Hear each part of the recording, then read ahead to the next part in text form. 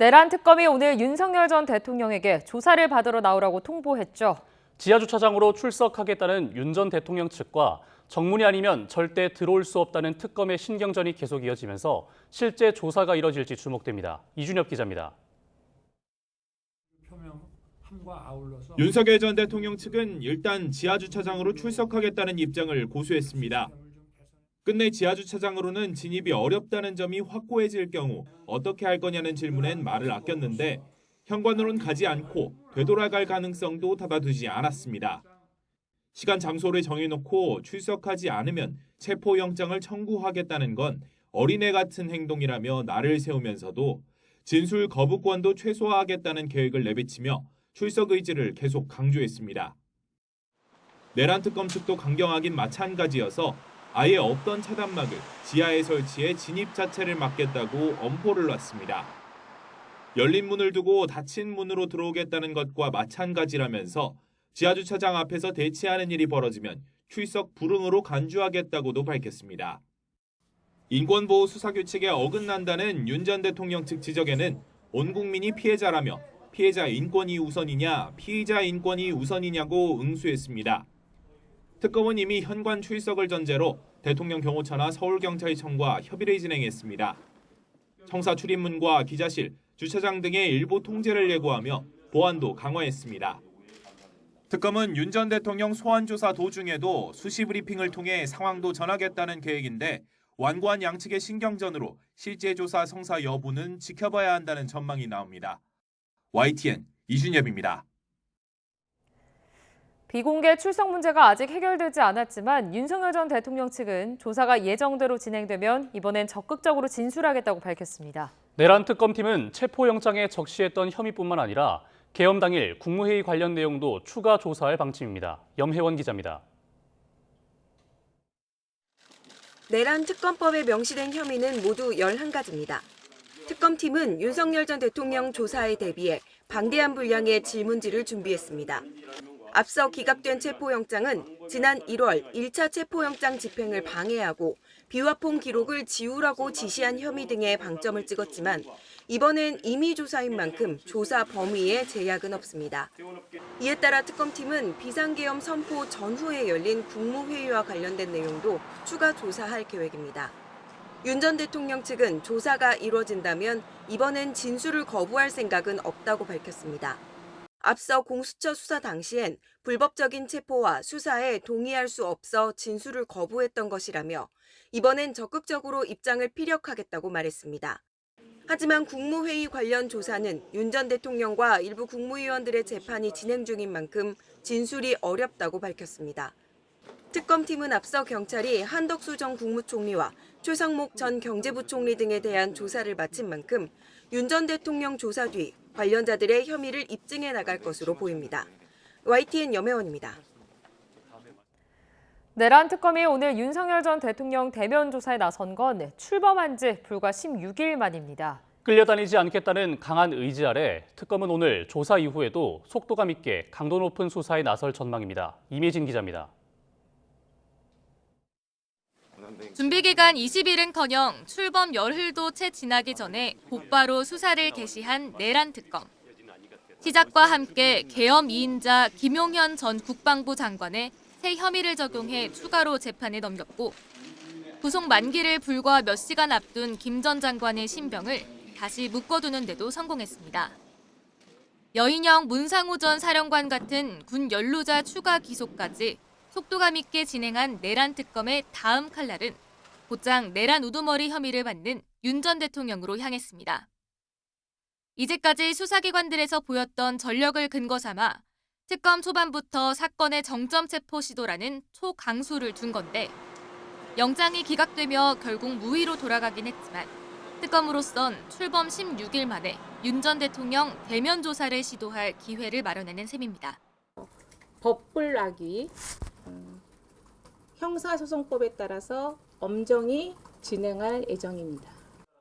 속도전의 이면에는 과거 수사기관들 사이 교통정리 문제로 대면 조사가 사실상 거의 진행되지 못한 점과 함께 수사 초반 특검의 기선제압 의도가 녹아있다는 평가가 나옵니다. 무엇보다 조사할 내용이 방대한 만큼 오는 11월까지로 시한이 정해진 특검으로선 첫 조사 이후에도 수사의 속도를 낼 전망입니다. YTN 임혜진입니다. 내란 사건을 수사할 조은석 특검과 수사 대상인 윤석열 전 대통령 모두 검찰 특수통 출신이라는 공통점이 있습니다. 이를 보여주듯 특검 수사 초기부터 양측의 치열한 수싸움이 이어지고 있습니다. 이경국 기자입니다. 특별검사와 피의자 신분으로 마주하게 된 조은석 특검과 윤석열 전 대통령. 두 사람 모두 검찰 재직 시절 굵직한 권력형 비리 사건을 수사한 특수통 출신으로 꼽힙니다. 수사를 두고는 모두 잔뼈가 굵은 만큼 치열한 수싸움이 이어지고 있습니다. 3대 특검 중 가장 먼저 수사에 나선 조 특검은 윤 전 대통령을 전격 출국 금지한 데 이어 경찰 출석 불응을 고리로 수사 초기 정점 윤 전 대통령에 대해 체포영장을 청구하며 기선제압에 나섰습니다. 윤석열 전 대통령은 여러 피의자 중에 1인에 불과하고 다른 피의자들은 모두 조사를 받았습니다. 끌려다니지 않을 예정입니다. 이에 윤 전 대통령 측은 영장 발부 가능성을 낮추는 전략을 택했습니다. 앞서 수사에 비협조적인 모습을 보였던 것과 달리 출석을 요구하면 응하겠다는 입장을 밝힌 겁니다. 법원이 이를 받아들여 영장을 기각하자 특검의 정치적 의도가 의심된다며 역공에 나서기도 했습니다. 하지만 특검 측은 기다렸다는 듯 윤 전 대통령에게 출석을 요구하며 반격했는데 특검 내부에선 윤 전 대통령이 향후 소환 요구를 거부하기 어려워진 만큼 체포영장 청구는 실패가 아닌 소기의 성과라는 자평도 나왔습니다. 양측은 이후 출석 시간, 지하 출입 문제를 두고도 신경전을 벌였는데 법조계에선 앞으로도 절차 하나하나를 두고 충돌이 계속될 거라는 분석도 나옵니다. 조사의 방법, 질문의 방법, 휴식 시간을 보장하는지 여부, 인권을 침해했는지 여부 하나 주장이 들어올 것이 예견되는 상황입니다. 수사 초기부터 격돌하고 있는 내란 특검과 윤 전 대통령. 구체적인 혐의 사실을 두고도 치열한 법리 공방을 펼칠 전망입니다. YTN 이경국입니다. 병원 치료를 받던 김건희 여사가 퇴원했습니다. 변호인은 특검의 정당한 출석 요구에는 응하겠다는 입장을 밝혔는데 공개 출석할지 주목됩니다. 임성호 기자가 보도합니다. 김건희 여사가 윤석열 전 대통령이 미는 휠체어를 타고 병원을 빠져나옵니다. 지난 16일 우울증으로 입원한 지 11일 만에 퇴원입니다. 김 여사는 앞으로 서울 서초동 사저에서 특검 수사에 대비할 것으로 보이는데 변호인이 소환 조사에 대해 공개적으로 입장을 밝혔습니다. 특검 수사에 성실하게 협조하겠다는 취지의 정당한 소환 요청이라는 조건을 달았습니다. 그러면서 수사기관이 출석 일시와 장소를 정할 때 피의자의 명예나 사생활이 침해되지 않게 협의하도록 한 수사 준칙과 인권 보호 수사 규칙을 언급했습니다. 김 여사 측은 또 피의자가 요구하지 않아도 수사기관이 지켜야 할 원칙이라고도 강조했습니다. 비공개 소환을 요청한 적이 없고 특검 소환에 응하겠다면서도 수사 절차 관련 규정을 설명한 건 출석 방식 등에 대한 협의가 필요하다는 여지를 남긴 것으로 해석됩니다. 윤 전 대통령 측과 내란 특검이 지하 주차장을 통한 출석을 놓고 벌이는 기싸움이 재현되거나 반대로 수사팀과 대상이 다른 만큼 협의가 원만하게 이루어질 가능성까지 열려 있습니다. 이런 가운데 김건희 특검팀은 검찰로부터 3부 토건 사건 자료를 넘겨받는 등 다음 주 본격적인 수사 개시를 위한 막바지 준비 작업에 속도를 냈습니다. YTN 임성호입니다.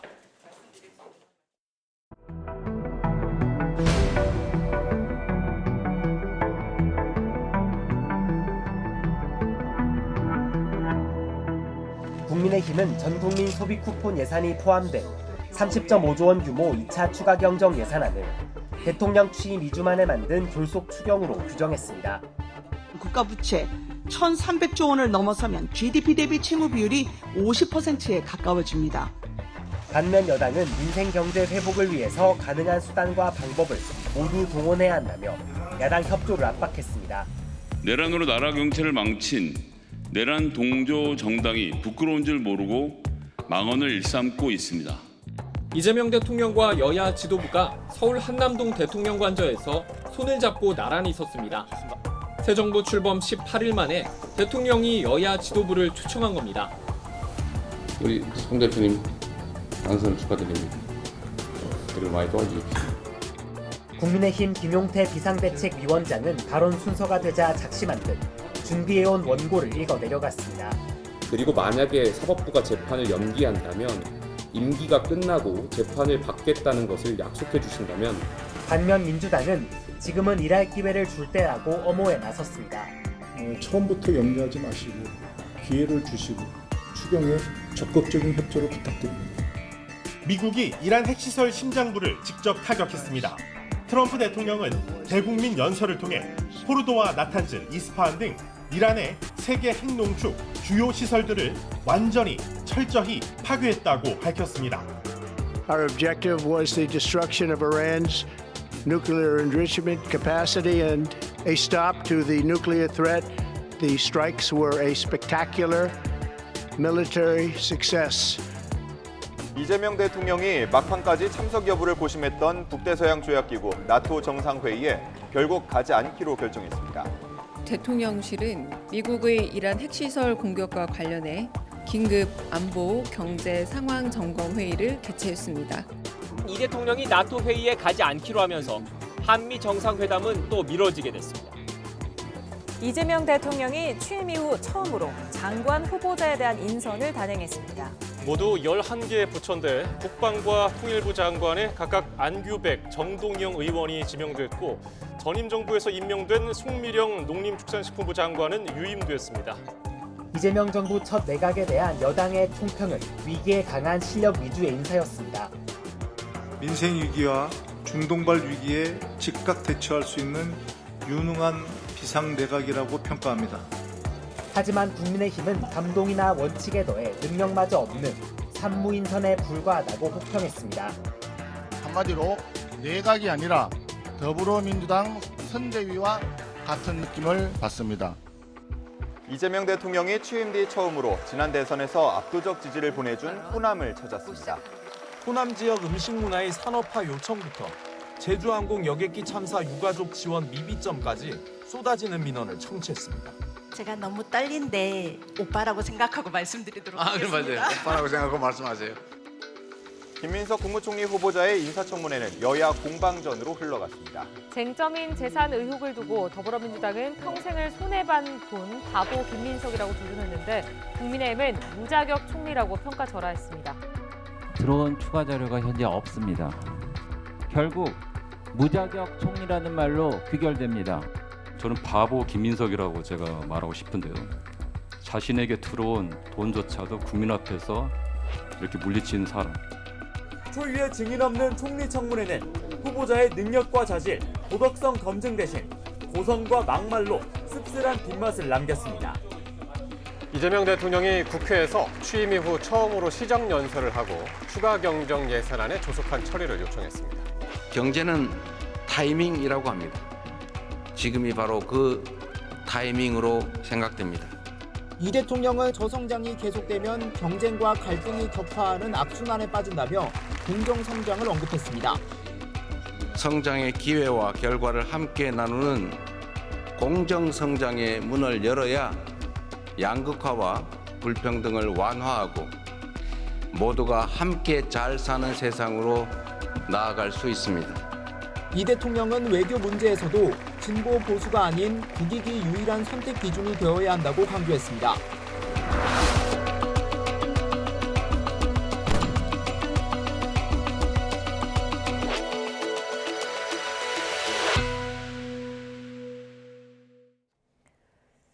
이재명 대통령이 어제 국가유공자와 보훈가족 등을 청와대 영빈관으로 초청해 오찬을 함께했습니다. 이 자리에는 6.25 전쟁 참전 용사와 제2연평해전 유족회장, 천안함 사륙용사 유족회장 등 국가유공자와 유족 등 160여 명이 참석했습니다.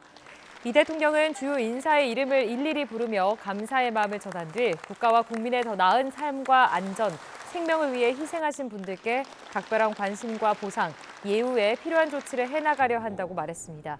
이번 오찬은 지난 4일 이재명 대통령이 취임한 이후 청와대에서 진행된 첫 행사입니다. 한미 양국이 두 나라 정상 간 만남을 조속히 추진해야 한다는 데는 공감하고 있지만 미국의 25% 관세 부과 유예 기간인 7월 8일 전에는 회담 개최가 어려운 것으로 파악됐습니다. 만남이 이뤄지더라도 우리로선 풀어야 할 과제가 적지 않습니다. 강진원 기자의 보도입니다. 이재명 대통령 취임 이후 불과 2주 안팎 사이에 이뤄진 캐나다 G7 정상회의 참석. 이어 적극적으로 검토하다 불참으로 선회한 네덜란드 나토 정상회의까지. 이 대통령이 임기 초반 산적한 국내 현안에도 숨가쁜 외교 일정을 소화한 건 정상화된 한국을 서둘러 국제사회에 알리기 위해서였습니다. 국제사회에 대한민국이 신속하게 정상화됐다는 것을 좀 보여주는 게 필요하다. 동시에 다자 외교 무대를 계기로 미국의 트럼프 대통령을 만나려는 목적도 컸습니다. 양국 간 여러 현안을 놓고 진행되는 실무 협상의 물꼬를 정상 간 대화를 통해 트려고 했던 겁니다. 하지만 이스라엘과 이란의 충돌, 그리고 미국의 이란 핵시설 공격 등 중동발 변수로 두 차례 연속 만남은 미뤄졌습니다.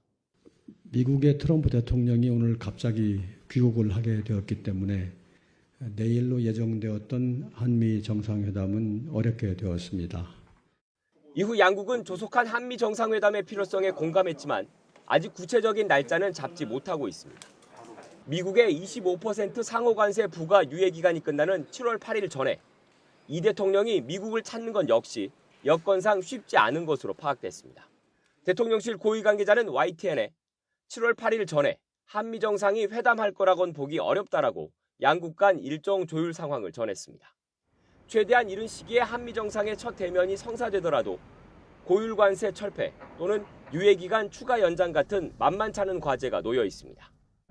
최소한 다른 국가에 비해서 더 불리한 상황에 처하지 않게 하는 건 중요한 과제일 것입니다.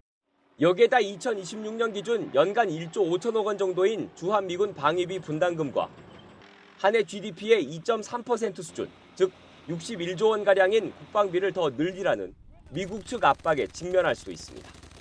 여권 핵심 관계자는 트럼프 미국 대통령이 나토 회원국들에 국방비를 GDP의 5%로 늘리라고 요구한 사실을 언급하며 이 대통령이 나토 정상회의에 갔더라면 우리도 국방비 증액을 약속할 수밖에 없었을 분위기였다고 전했습니다. 주한미군 재배치, 북핵 대응 등 다른 사안까지 얽혀있는 터라 한미 정상회담은 이재명 정부가 추구하는 국익 중심 실용 외교의 첫 시험대가 될 거란 관측이 많습니다. YTN 강준원입니다. 국회는 어제 본회의를 열고 법사위원장과 예결위원장을 포함한 상임위원회 4곳의 위원장을 선출했습니다. 법사위원장엔 4선의 이춘석 의원이, 예결위원장엔 3선의 한병도 의원이 선출됐고 문화체육관광위원장은 3선의 김교훈 의원이 맡았습니다. 운영위원장에는 여당 원내대표인 김병기 의원이 뽑혔는데 이들은 모두 민주당 소속입니다. 여당 외에도 조국혁신당, 진보당, 개혁신당 의원들이 투표에 참여했지만 제1야당인 국민의힘 의원들은 여당 주도의 상임위원장 선출에 반발하며 본회의를 보이콧했습니다. 국민의힘은 더불어민주당 주도로 국회 상임위원장 선출을 강행한 데 반발하면서 규탄 대회를 열었습니다. 송원석 원내대표는 국회 로덴더홀 피켓 시위에서 소통과 대화, 협치를 복원하겠다는 이재명 대통령 맡은 말은 취임 한 달 채 되지 않아 새빨간 거짓임이 드러났다고 비판했습니다. 이어 이재명 정권과 민주당은 거대 야당 시절 독주와 횡포에서 달라진 게 없다며 국민의힘이 제2요구권과 107석으로 겨우 틀어막은 악법들이 쓰나미처럼 밀려올 것이라고 우려했습니다.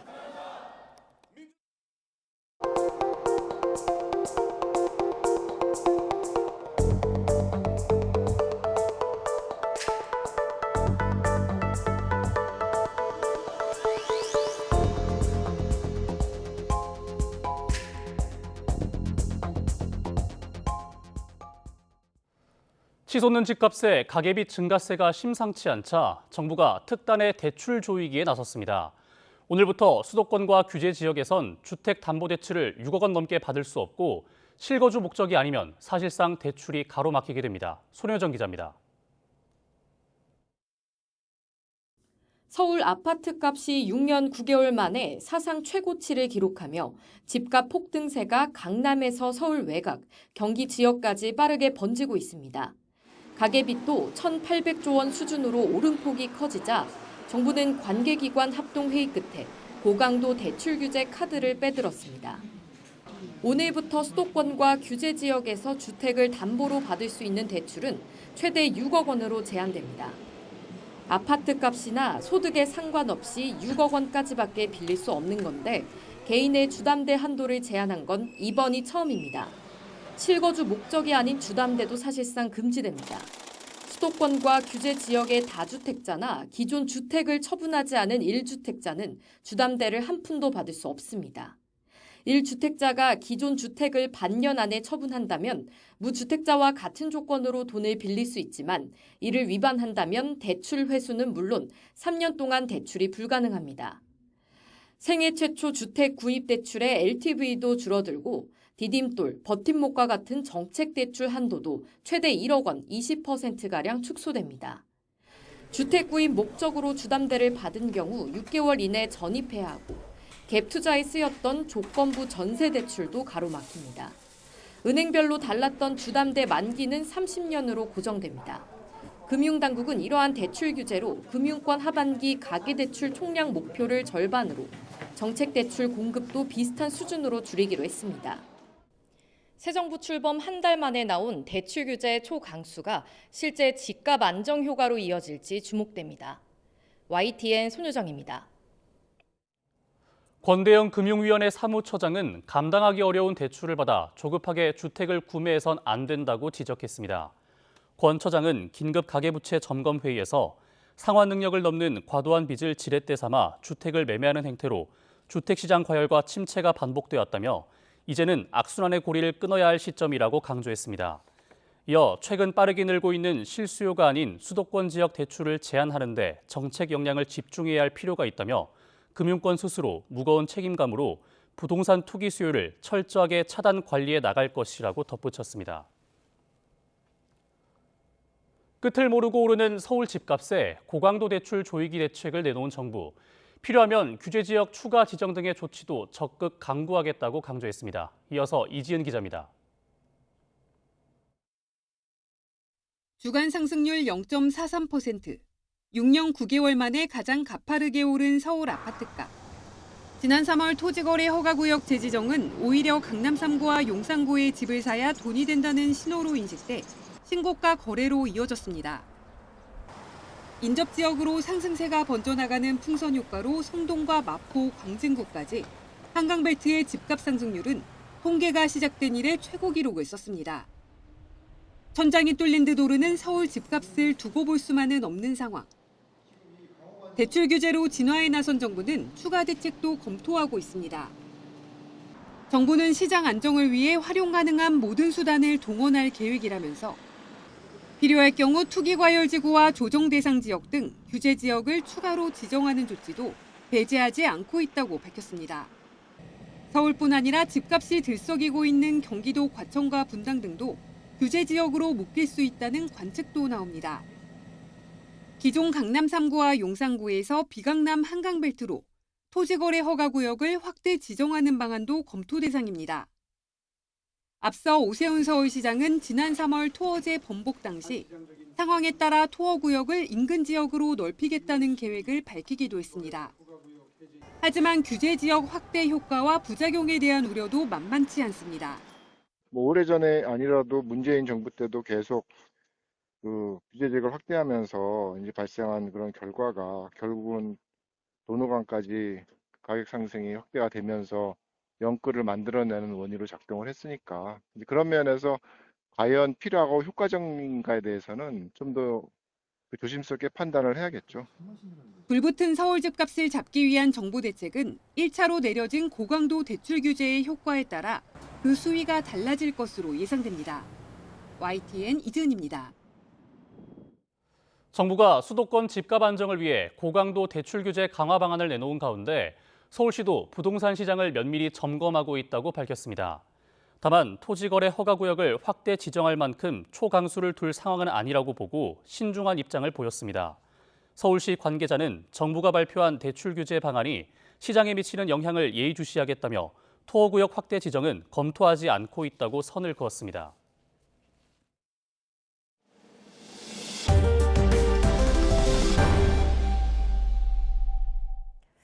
전국이 단체가 오늘 오후 임시대의원 총회를 열고 새로운 비상대책위 체제를 추인할 예정입니다.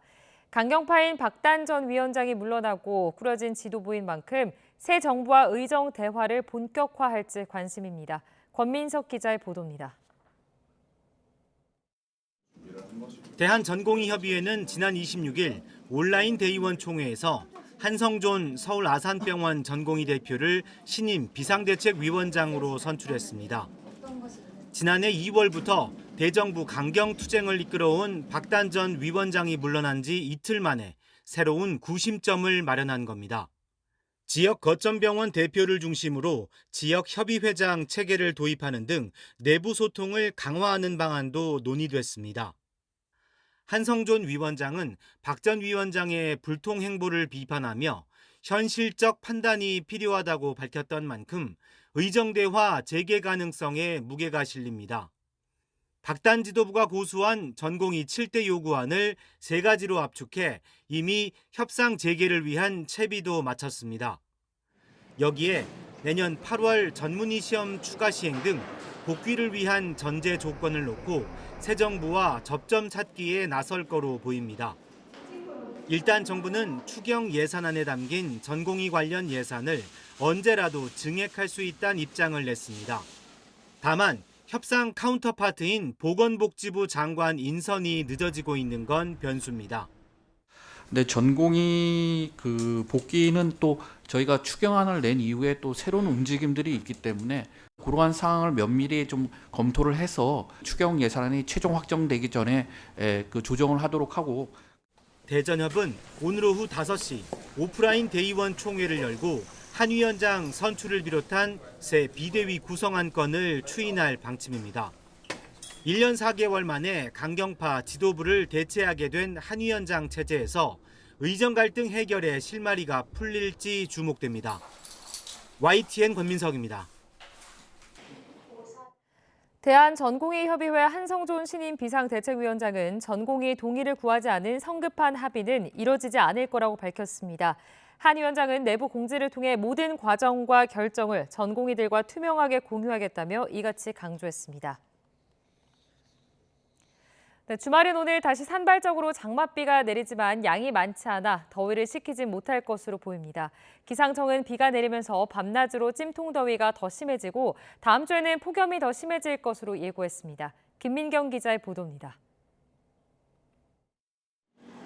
장맛비가 주춤하는 사이 푹푹 찌는 더위가 찾아왔습니다. 폭염특보가 내려진 남부와 달리 서울은 낮 기온이 30도 아래에 머물렀지만 높은 습도 탓에 불쾌감은 더 심했습니다. 밤사이에는 정체전선이 활성화하며 다시 전국에 영향을 주겠습니다. 정체전선에 동반한 비구름이 서해로 북상해 주말에 우리나라에 영향을 줄 걸로 보이기 때문입니다. 중국 내륙에서부터 정체전선이 차차 활성화되기 시작하는데요. 고기압 가장자리에서 수증기가 공급되면서 그와 더불어 대류 불안정에 의해서 전국적 대부분 지역에서 비가 내리는 곳이 많을 것으로 보입니다.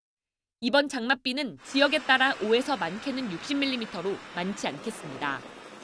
다만 대기 불안정이 심해지면서 한때 남부 내륙에 천둥 번개를 동반한 강한 비가 내릴 가능성이 있습니다. 특히 비와 함께 찜통더위도 더 심해질 전망입니다. 기상청은 밤사이 최저 체감온도가 25도를 웃돌며 열대야 수준의 밤더위가 이어지고 주말에는 한낮 체감온도가 33도 안팎까지 치솟을 걸로 예상했습니다. 토요일 흐리고 비가 내려도 습하고 더운 남서풍이 유입됨에 따라 최고 체감온도가 중부는 31도 이상, 남부는 33도 이상을 보이며 무덥겠고 폭염특보 지역은 확대 강화되겠습니다. 기상청은 다음 주에도 무더위가 누그러지지 않고 계속될 걸로 예상된다며 온열 질환 예방에 각별한 주의를 당부했습니다. YTN 김민경입니다. 장마철이 시작되면서 빗길 교통사고 우려가 커지고 있습니다. 실제로 비가 많이 내리는 7월에 이런 사고가 집중되는데 예방하려면 어떻게 해야 하는지 이형원 기자가 보도합니다. 젖은 도로 여기저기에 차들이 멈춰서 있습니다. 부딪힌 충격으로 문은 심하게 찌그러졌고 4명이 다쳤습니다. 완전히 뒤집힌 SUV가 도로 한쪽을 막아버렸습니다. 폭우 속을 달리다 미끄러진 겁니다. 비가 엄청나게 쏟아졌어요. 자동차의 와이퍼 속도가 가장 빨리 이렇게 작동할 정도로. 이런 빗길 사고는 7월에 집중된 것으로 나타났습니다. 최근 5년 동안 비가 내린 날을 분석한 결과 7월이 평균 15.8일로 가장 많았습니다. 비가 자주 내린 만큼 교통사고도 3,000건이 넘어 최다를 기록했습니다. 특히 밤 9시 전후에 빗길 사고가 잦았고 전방주시 태만 등 안전운전 의무를 지키지 않은 경우가 절반이 넘었습니다. 이 같은 사고를 막으려면 감속 운전과 급제동 자제가 필수입니다. 또 타이어가 다르면 사고 위험이 커질 수 있어 미리 점검해 두는 게 중요합니다. 트레이드 홈이 얕으면 얕을수록 물 위로 떠가는 현상이 생기는데 그게 차의 속도가 더 빠르면 빠를수록 심한 물 위로 떠가는 그런 현상이 생기기 때문에 마모의 관리도 굉장히 여름철에는 굉장히 중요해요. 빗물에 시야가 가려질 수 있는 만큼 우회전할 때는 반드시 잠깐 멈춘 뒤 보행자가 있는지 확인하고 지나가야 합니다. 장마철 빗길에 운전할 때는 평소보다 더 경각심을 갖고 안전수칙을 지켜야 사고를 예방할 수 있습니다. YTN 이영훈입니다. 정부는 장마철을 맞아 북한 지역의 갑작스러운 댐 방류로 인해 접경 지역 주민들이 피해를 보는 것을 줄이기 위해 댐 방류 시 사전에 통보해 줄 것을 북한에 요청했습니다. 통일부는 북한의 댐 방류 사전 통보는 접경 지역에 있는 우리 국민의 생명과 안전에 직접적으로 관련된 문제라고 밝혔습니다. 또 자연재해에 대한 공동 대응은 인도주의적 사안이며 남과 북은 임진강 수해 방지를 위한 협력에 여러 차례 합의한 바 있다고 강조했습니다. 지난해 1월 이후 모습을 감춰 궁금증을 자아냈던 김정은 북한 국무위원장의 부인 리설주가 최근 공식 석상에 다시 등장했습니다. 18개월 만에 재등장인데 하지만 북한 매체가 공개한 사진들을 보면 확연하게 리설주보다 딸 주애를 더 부각하고 있어 관심을 모으고 있습니다. 홍선기 기자입니다. 북한 매체들은 지난 24일 원산 갈마 관광지구 준공식에 김정은 국무위원장이 참석한 사실을 대대적으로 보도했습니다. 경애하는 김정은 동지께서 준공식에 참석하셨습니다. 김정은 동지께서 도착하시자 폭풍 같은 만세 환호성이 하늘 땅을 진감했습니다. 김 위원장은 준공식에 가족까지 대동하고 참석했는데 딸 주애는 물론 부인 리설주까지 참석한 모습이 공개됐습니다. 리설주가 공식 석상에 참석한 모습이 북한 매체를 통해 공개된 것은 지난해 1월 1일 신년 행사 이후 18개월 만입니다. 리설주 자맹이 길어지면서 출산이나 건강 이상설 등 여러 추측이 나왔지만 의도적 자맹에 무게가 실렸습니다. 딸 주애의 후계자 이미지 만들기에 어머니 리설주의 등장이 도움이 되지 않기 때문이라는 겁니다. 정부 관계자는 이번 행사에 리설주가 등장한 것은 김정은 위원장이 그만큼 애착을 보인 사업으로 봐야 한다고 설명했습니다. 또 한편으로는 리설주의 등장에도 딸 주애의 후계자 이미지가 흔들리지 않을 정도라는 자신감이 깔려 있다는 분석도 나옵니다. 딸 김주애를 충분히 노출시킴으로 인해서 얻고자 했던 미래 세대에 대한 비전과 번영에 대한 그런 부분이 충분히 보여주고 있는 게 아닌가 이렇게 해석을 할 수 있을 것 같습니다. 실제로 북한 매체들이 공개한 사진을 보면 김주애는 아버지인 김 위원장과 단 둘이 찍힌 모습이 많습니다. 반면 리설주는 두 사람과 떨어져 있거나 아예 옆모습이 찍히는 등 사진 구도에서도 주애의 존재감과 확연히 차이가 드러납니다. 이미 2년 전부터 인민군 2인자가 무릎을 꿇고 얘기하던 김주애의 위상이 갈수록 높아지고 있는 것으로 보입니다. YTN 홍성기입니다. 러시아가 우크라이나 동부에서 리튬이 매장된 지역을 점령해 우크라이나가 미국과 맺은 광물 협정에 어려움이 커졌다고 뉴욕타임스가 보도했습니다. 이 신문은 우크라이나 전황을 추적하는 딥스테이트 지도를 바탕으로 올 여름 들어 우크라이나 동부에 대한 공세를 강화해온 러시아군이 지난 며칠 동안 도네츠크주 서부 세우첸코 외곽에 있는 리튬 매장지를 점령했다고 전했습니다. 타스 통신에 따르면 러시아 측 도네츠크 지역 고문 이고르 키마코프스키는 우크라이나군이 리튬 매장지 때문에 세우첸코로 대규모 병력을 보냈고 이들 대부분이 사망했다고 주장했습니다. 우크라이나군 총사령관이 최근 북부 수미 지역에서 러시아군의 진격을 중단시키고 접경 근처의 전선을 안정화했다고 밝혔습니다. 현지 시간 27일 AP통신은 올렉산드르 시르스키 우크라이나군 총사령관이 전날 수미 지역에서 우크라이나군이 러시아 공수부대와 해병대 등 약 5만 명을 전선의 다른 지역으로 이동시키는 것을 막았다고 말했다고 보도했습니다. 이란 핵시설 공습 피해 수준을 놓고 논란이 일고 있는 가운데 미 행정부가 이란 핵 완전 파괴라는 트럼프 대통령의 업적 지키기에 몰두하고 있습니다. 정작 이란은 당분간 어떤 협상에도 나설 생각이 없다고 밝혔습니다. 권영희 기자가 보도합니다. 문제는 이란이 갖고 있던 농축 우라늄 400kg이 여전히 온전한지 여부입니다. 이 우라늄이 공습 전 이미 다른 곳으로 옮겨져 지금도 이란이 보유하고 있을 수 있다고 주장하는 사람들의 근거는 크게 두 가지입니다. 미국의 공격 이전 포르도 핵시설에 들어선 트럭 행렬이 담긴 위성사진과 공격 이후 외부 방사능 수치가 증가하지 않았다는 IAEA의 의견입니다. 고위 국방 관료들이 이에 대한 반박 회견을 열었지만 구체적인 증거는 내놓지 못하고 원론적인 말만 되풀이했습니다. And in fact, I was the first to describe the B-2 bombers, the refueling, the entire mission with great accuracy. So I take issue with that. So we're looking at all aspects of intelligence and making sure we have a sense of what was where. I know there's been a lot of questions about that. All 6 weapons at each vent at Fordo went exactly where they were intended to go. 백악관 역시 기자들의 의혹 제기에 똑같은 말만 반복했습니다. So we were watching closely, and there was no indication to the United States that any of that enriched uranium was moved prior to the strike. 미국 정부가 이란 핵시설 공격을 결단한 트럼프 대통령의 업적을 지키기 위해 애쓰고 있지만 의혹을 가라앉히기엔 역부족입니다. 여기다 이란과의 추가 협상도 쉽지 않은 상황입니다. 트럼프 대통령은 다음 주 이란과 비핵화를 의제로 대화할 것이라고 밝혔습니다. 스티브 위트코프 중동 특사도 포괄적인 평화 합의를 원한다며 이란이 준비됐을 것이라고 기대했습니다. 그러나 이란의 반응은 냉담합니다. توافقی الان برای شروع مجدد مذاکره صورت نگرفت. من به صراحت عرض می‌کنم نه قراری گذاشته شده نه قولی گذاشته شده نه اصلا صحبتی ما کردیم برای شروع مجدد مذاکره. 이란의 핵 포기를 압박하면서 힘에 의한 평화라는 업적을 지키려는 트럼프의 고민이 커졌습니다. YTN 권영입니다.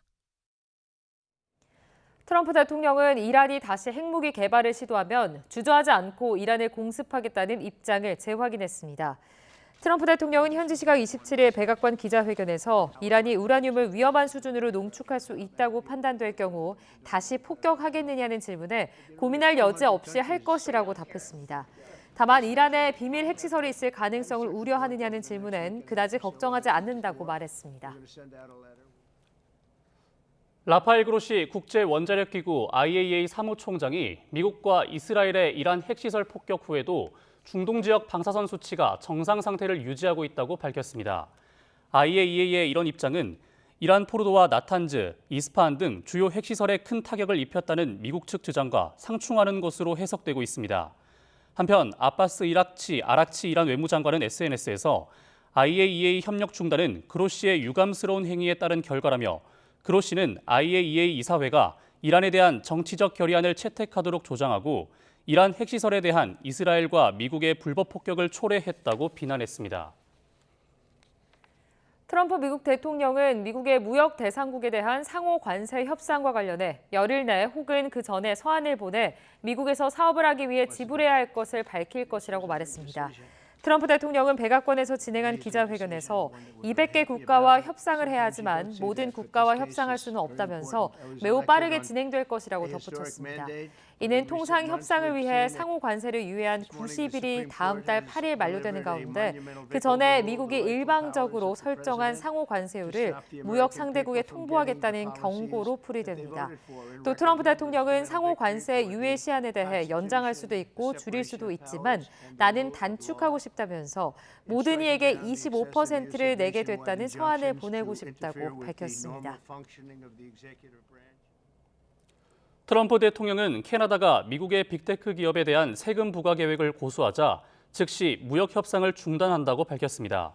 트럼프 대통령은 캐나다가 아마존과 구글, 메타 등 미국 빅테크 기업에 디지털 서비스세를 부과하는 계획을 그대로 시행하겠다고 하자 미국에 대한 직접적이고 노골적인 공격이라고 말했습니다. 트럼프 미국 대통령의 관세 전쟁이 미국 흑인 헤어케어 산업에도 영향을 미치고 있습니다. 많은 흑인 여성들이 필수품으로 여기는 제품의 값이 오르면서 미용사와 고객 모두에게 압박이 되고 있습니다. 한상옥 기자입니다.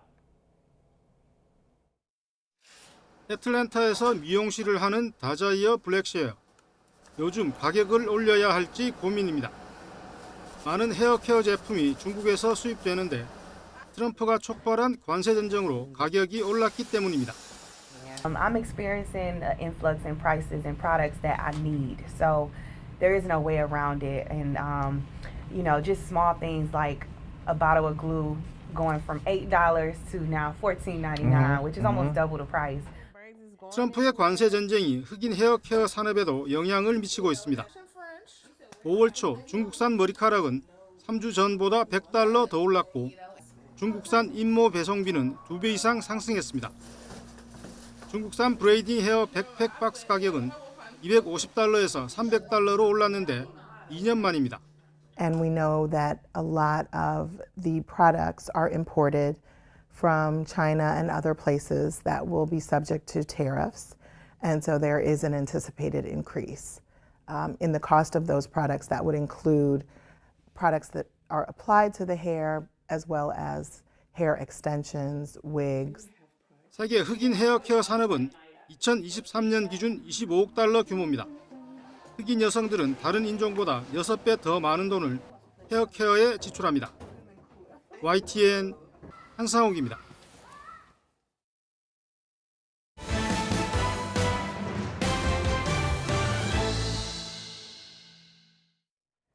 새 정부가 AI 강국을 향한 의지를 강조하면서 쏘버린 AI를 향한 기대감이 고조되고 있습니다.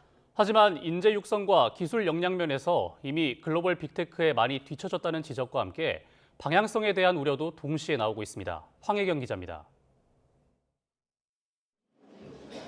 최근 언론에 심심찮게 등장하는 쏘버린 AI. 외부에 의존하지 않고 우리나라의 데이터와 인프라, 기술과 인력을 바탕으로 독립적인 인공지능을 개발, 운영하는 것을 의미합니다. 챗GPT 등 빅테크 기업의 AI 모델은 영어를 기반으로 미국 데이터를 학습하기 때문에 서구 문화와 가치관을 주로 반영하고 나머지는 왜곡할 가능성이 있다는 점에서 쏘버린 AI의 중요성은 날로 커지고 있습니다. 국가안보와 개인정보보호 측면에서도 반드시 필요하다는 목소리가 높습니다. 이에 정부는 네이버 출신 하정우, LG 출신 백영훈을 앞세워 구체적인 AI 주권 로드맵을 만들어 나갈 계획입니다. 한국의 AI는 분명 저력이 있다고 생각합니다. 다만 이제 컴퓨팅 인프라, 이런 데이터 부분들이 좀 더 보완이 된다면 우리도 세계적인 수준의 AI 기술을 개발하고 서비스 생태계를 만들 수 있다고 생각합니다. 하지만 우리나라는 AI 주권 확보의 필수 요건이라 할 AI 데이터 센터도 턱없이 부족하고 숙련된 인재와 기술 역량도 미국, 유럽 등에 비해 뒤처진다는 지적이 나옵니다. 인프라에서 가장 중요한 것을 데이터 센터를 꼽아야 될 것 같은데 이 데이터 센터를 대규모로 지을 때 생각보다 그 지역 주민의 반발이라든지 아니면 우리가 잘못 알고 있는 여러 가지 인식들을 과연 정부에서 어떻게 깨고 사람들에게 안심시킬 수 있을지. 특히 관건이라 할 한국형 LLM, 대규모 언어 모델이 여전히 미흡하다는 점도 쏘버린 AI의 발목을 잡는 상황. 정부가 100조 원을 투입해 AI 3대 강국으로 발돋움하겠다는 청사진을 내놓고 과학기술정보통신부가 6달 안에 챗GPT에 맞먹는 K-AI 모델을 만들겠다는 프로젝트도 추진하지만 단기간에 성과를 보기 어려운 분야라는 점에서 어깨가 무거워질 수밖에 없습니다. 100조 정도 되는 큰 돈이 투자되는 걸로 예상되고 있으니까 AI를 너무 AI에만 이제 AI 연구 개발만 투자한다기보다는 AI를 활용하는 X 분야, 그 분야에서 원하는 걸 최대한 잘 반영해서 성공적으로 잘 활용할 수 있도록. 게다가 급속한 AI 시대로의 전환을 앞두고 법적, 제도적 기반 마련도 시급하다는 우려가 나오는 가운데 점점 더 치열해지는 소버린 AI 경쟁에서 한국이 과연 살아남을 수 있을지 이목이 쏠리고 있습니다. YTN 황혜경입니다. 위조 상품의 생산과 유통을 막기 위한 이른바 짝퉁 방지 기술이 진화하고 있습니다. 진품을 인증하기 위해 눈에 보이지 않는 디지털 표식을 심고 인공지능을 사용해 판매자를 추적하기도 합니다. 고한석 기자입니다. 최근 특허청에 적발된 가짜 해외 화장품들입니다. 인쇄 기술의 발달로 제품 상자와 설명서 등의 외관으로만 보면 전혀 가짜인지 알 수 없습니다. 하지만 이른바 짝퉁을 감별하는 기술도 진화하고 있습니다. 스마트폰 앱 카메라를 켜고 화장품 상자를 비추자 진짜와 가짜가 바로 구분됩니다. 불빛을 비추면 진품 표식이 드러나는 기술도 있습니다. 인공지능을 이용해 판매자를 추적하는 기술은 이미 상용화됐습니다. 판매 이력과 제품 가격 등의 정보를 수집해 짝퉁 판매자인지 식별해냅니다. AI는 단순히 이 포스팅 정보뿐만 아니라 그 포스팅을 게시하고 있는 판매자의 과거 이력, 판매 이력, 신고당한 이력이나 아니면 취급하고 있는 다른 상품들, 이 구성하고 있는 상품 인벤토리까지를 전부 다 이제 분석을 하기 때문에 경제협력개발기구 OECD는 위조 상품 유통으로 인한 한국 기업의 연간 손실이 7조 원에 이른다고 밝혔습니다. 제조업 일자리 13,000개를 창출할 수 있을 정도의 규모여서 그만큼 짝퉁 적발 기술의 개발이 절실합니다. 위조 상품 유통 방지 기술을 통해서 위조 상품을 만드는 것을 더 어렵게 만들고 소비자들은 더 쉽게 위조 상품을 구분할 수 있도록 해서 공정한 시장 질서를 만들어 나갈 수 있을 것으로. 특허청은 110여 개 나라 1,600여 개 판매 유통 플랫폼에서 모니터링을 실시해 K 브랜드를 베낀 위조 상품들을 적발하고 있습니다. YTN 권석입니다. 서울을 포함한 수도권 지하철 기본요금이 오늘부터 1,400원에서 1,550원으로 150원 오릅니다. 다만 기존 할인 비율을 유지해 청소년은 100원, 어린이는 50원만 인상됩니다. 서울 지하철을 운영하는 서울교통공사는 지난해 7천억 원이 넘는 손실을 봤는데 요금 인상으로 내년부터는 1,600억 원에 달하는 추가 수익을 낼 것으로 기대하고 있습니다. 주말인 오늘 서울 도심권에서 열리는 대규모 집회와 관련해 경찰이 극심한 교통 혼잡이 예상된다며 주의를 당부했습니다. 서울경찰청은 오늘 낮 1시부터 민주노총 등 시민단체들이 통일로, 사직로 인근에서 집회를 시작해 숭례문에서 본 집회를 열고 청와대와 삼각지 방면으로 행진할 예정이라며 일부 도로교통이 통제된다고 밝혔습니다. 앞서 민주노총 등은 오늘 서울 숭례문 인근에서 최저임금 인상과 노동권 보장 등을 요구하는 결의대회를 열겠다고 밝혔습니다.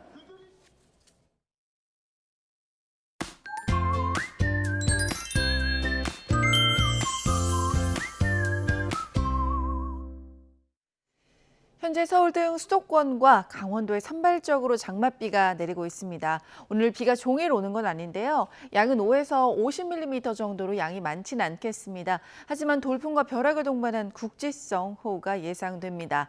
남부지방은 폭염특보가 이어지는 가운데 오늘도 폭염 수준의 더위가 이어지겠습니다. 수시로 물을 마시고 볕이 강한 낮 시간에는 되도록 야외 활동을 자제해 주시기 바랍니다. 현재 곳곳에서 열대야가 나타나고 있습니다. 서울과 청주가 24.6도, 그리고 대구가 23.5도로 열대에 버금가는 더위를 보이고 있고요. 낮에도 후텁지근합니다. 서울과 춘천이 28도, 청주 30도, 대구는 34도까지 오를 것으로 보입니다. 날씨였습니다. 뉴스타트 1부 마칩니다. 잠시 후 2부가 이어집니다. 시청해주신 여러분 고맙습니다.